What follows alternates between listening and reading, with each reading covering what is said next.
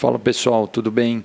Eu quero nesse vídeo falar um pouco sobre plantas de cobertura e quero falar sobre plantas de cobertura de inverno, né? Quando a gente pensa nesse conceito de plantas de inverno, né, plantas de verão, a gente está se referindo principalmente ao fotoperíodo. Temos que pensar que todas as plantas elas têm um centro de origem, né, geográfico, vamos dizer assim, e de acordo com essas regiões, né, onde é o centro de origem da planta, a gente tem características climáticas, de intensidade de sol, temperaturas diferentes. Então, geneticamente, a fisiologia da planta se adaptou àquilo ao longo dos milhares de anos, né? Então, vamos dizer, tem plantas que elas precisam de uma quantidade de sol maior do que outras. Tem plantas que necessitam de uma quantidade de sol menor, né, naquela época do ano. E, principalmente por causa disso, a gente caracteriza, né, essas plantas de inverno ou de verão. Então, eu separei aqui algumas plantas de cobertura, né? Lembrando que as plantas de cobertura trazem vários benefícios aí para o solo, né? Principalmente aí a manutenção da matéria orgânica, né? A produção de biomassa, né? A ciclagem dos nutrientes, né? Então, ali de uma safra para outra, quando você está cultivando sempre a mesma cultura, né, gera ali resíduos ali, e aqueles resíduos ali às vezes são inóculos, né, de doenças, de pragas, e quando você muda aquela cultura você quebra esse ciclo aí das pragas e das doenças. Então, começando a falar aqui de algumas plantas de inverno que são ótimas opções para plantas de cobertura, eu quero falar da aveia branca. A aveia branca, né, é uma planta gramínea, né, pertencente à família das poáceas, tem seu centro de origem no Oriente Médio e ela é uma excelente alternativa, né, para planta de cobertura no sistema de rotação de culturas. A época de semeadura ideal de março a abril, né, quando a gente vai pensar na semeadura a lanço, de 200 a 300 sementes fiáveis, né, por metro quadrado. A produção de biomassa, né, ela tem uma produção de biomassa de 30 a 50 toneladas, e de matéria seca de 7 a 15 toneladas. Então, quando a gente está falando de biomassa, estamos falando de toda aquela produção vegetal que a planta tem, né? Folha, galhos, né? Tudo aquilo que ela produz, né? E quando aquilo seca, né, você tira a água, a gente está falando da massa seca, né, que é o que efetivamente vai sobrar ali, que vai ficar no solo de uma safra para outra, né? Então, a aveia branca de 7 a 15 toneladas por hectare. Quero falar aqui do azevém também, né?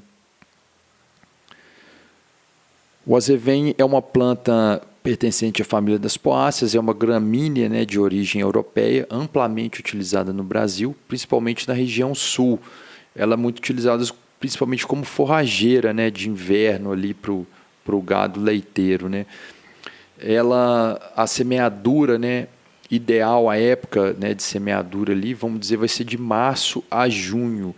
E a quantidade de sementes a gente vai utilizar de 25 a 40 quilos de semente por hectare. A produção de biomassa ela vai chegar a 20 a 40 toneladas por hectare e de massa seca de 2 a 6 toneladas por hectare.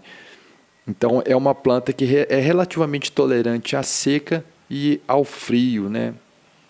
Então, bem interessante para áreas frias, né? Principalmente nessa época do ano. Quero falar aqui de uma próxima aqui, que é o centeio.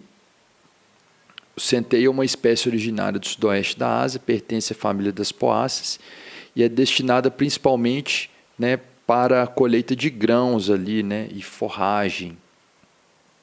A época de semeadura ideal ali do centeio, né, é a partir de março, né, quando a gente está pensando como utilização para pastagem, né, como forrageira, e de maio a julho para a produção de grãos.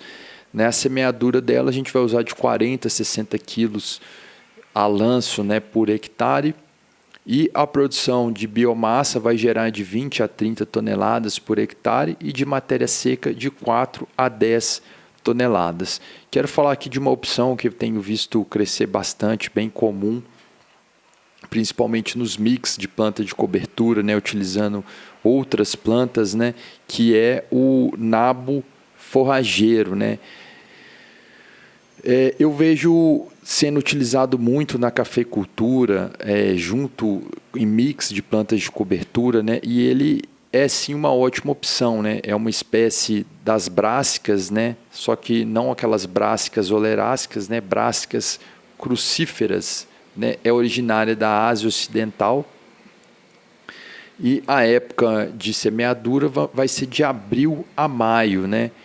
E às vezes em junho a julho, dependendo da região, né? A produção de biomassa varia de 20 a 65 toneladas e de matéria seca de 3 a 9 toneladas, né? As brássicas elas produzem muita folha ali, né? E isso pode ser muito interessante quando a gente está pensando na biodiversidade, né? No controle biológico, né? Então ali junto àquelas plantas de cobertura você vai habitar ali sua área com vários insetos, né? Vários organismos ali, macro-organismos, micro-organismos diferentes, né? Que vão contribuir ali, de certa forma, numa maior diversidade ali para a área. Então, o napo forrageiro é, sim, uma ótima opção. Quero falar aqui também do trigo, que a gente tem visto bastante o crescimento, né, do plantio de trigo no Brasil, da produção de trigo, principalmente quando a gente está falando em grãos, né, o Brasil era um grande exportador de trigo, né. Eu ainda não sei se o Brasil é autossuficiente, acredito que ainda importa muito trigo, mas a qualquer momento eu acredito que o Brasil vai tornar-se um grande exportador de trigo. A gente vê que tem programas de melhoramento genético para o trigo e hoje já é cultivado trigo no centro-oeste, no nordeste brasileiro, no sul de Minas Gerais é bem comum. Mas o trigo, além da sua função nobre aí como grão, ele é uma ótima opção também como planta de cobertura.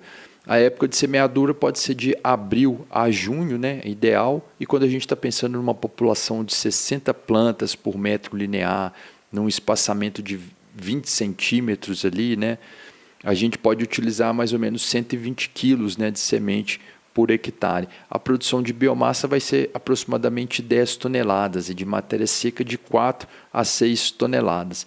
Então, existem opções aí, né, de trigo, né? Hoje já tem espécies, variedades, né, diferentes aí de trigo, mas ele também pode ser utilizado como planta de cobertura e é sim uma boa opção. E quero falar aqui para finalizar do triticale. O triticale é uma planta híbrida, né? É um cruzamento entre o trigo e o centeio e já é muito utilizado, né, principalmente como forragem, né, e planta de cobertura no sul do Brasil, cada vez é mais comum isso, e é uma ótima opção. A semeadura dele é de março a maio, né? A gente pensar na população de 60 a 80 plantas por metro linear, né, espaçamento de 17 a 20 centímetros, a gente pode imaginar de 80 a 120 quilos de semente por hectare. A produção de biomassa vai variar aí de 9 a 10 toneladas por hectare e de matéria seca de 4 a 7 toneladas.